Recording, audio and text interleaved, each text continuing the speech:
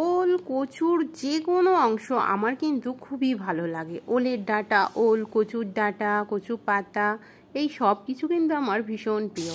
আমার মাও কিন্তু এগুলি খুব পছন্দ করে। আমার অন্তত মাসে একবার না খেলেই নয়, খুব মন খারাপ হয় যেন। না খেলে মনে হয় একটা কি সবজি খাইনি, অনেক দিন হয়ে গেছে। কাল একটা মানকচু এনেছিল। মানকচুটার হাফটা আমি কাল বাটা করে খেয়েছিলাম, আর হাফটা ছিল ভাবলাম একটু আজ মানকচু চিংড়ি করেই ফেলি।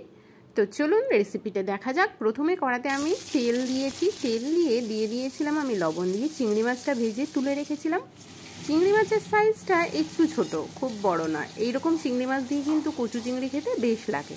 তো চিংড়ি মাছটা ভেজে তুলে নিয়ে ওই কড়াই জিরে ফোড়ন দিয়ে দিয়েছি, পেঁয়াজ দিয়ে দিয়েছি, আর রসুন থেতো করে ফোড়ন দিয়ে দিয়েছি। ওই সবগুলি একটু লাল লাল করে ভেজে নিয়ে ওর মধ্যে কেটে রাখা আলু দিয়ে, আলুগুলো সোয়াবিনের আলুর মতো করে কেটেছি, ছোট ছোট গোল গোল করে। এরপরে ওর মধ্যে আমি দিয়ে দিলাম লবণটা দিয়ে বেশ ভালো করে নেড়ে চেড়ে ঢেকে দিলাম। বেশ কিছুক্ষণ এভাবে রান্না করে নেব। আর এই যে কচুটা কিন্তু আমি একটু সিদ্ধ করে নিয়েছি। তো এরপরে দেখতেই পাচ্ছেন আমি আলুটা ঢাকনা খুলেছি, খুলে একটু নেড়ে ছেড়ে নিয়ে একটা মিক্সিতে আমি কিছুটা কাঁচা লঙ্কা, মানে কাঁচা পাকা লঙ্কা বেশ ভালো করে বেটে নিয়েছিলাম। পাকা লঙ্কাটা কিন্তু শুকনো নয়, কাঁচাই ছিল।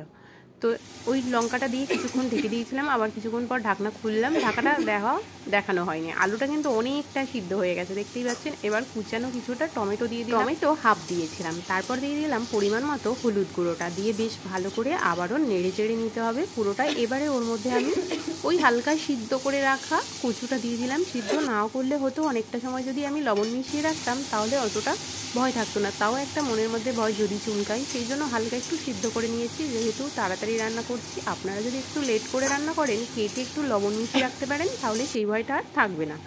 বাটা যখন করেছিলাম একটুও গলা ধরেনি। তো যাই হোক, এবার আমি অনেকটা সময় নেড়ে চেড়ে সামান্য পরিমাণে দিয়ে দিলাম চিনি, দিয়ে নেড়ে চেড়ে আবারও ঢেকে দিলাম। কিছুক্ষণ পর ঢাকনাটা খুললাম, দেখতেই পাচ্ছেন নাড়ার সময় বোঝা যাচ্ছে সব কিছু কিন্তু ভালোই সিদ্ধ হয়ে এসছে, ছেড়ে যাচ্ছে। এখন ফুটন্ত গরম জল আমি দিয়ে দিলাম এর মধ্যে, দিয়ে কিছুক্ষণ ফুটিয়ে দিয়ে দেবো আমি উপর থেকে চিংড়ি মাছের সঙ্গে আমি দিয়ে দিয়েছিলাম ধনিয়া পাতা, ভুলে গেছিলাম ওটা দেখাতে।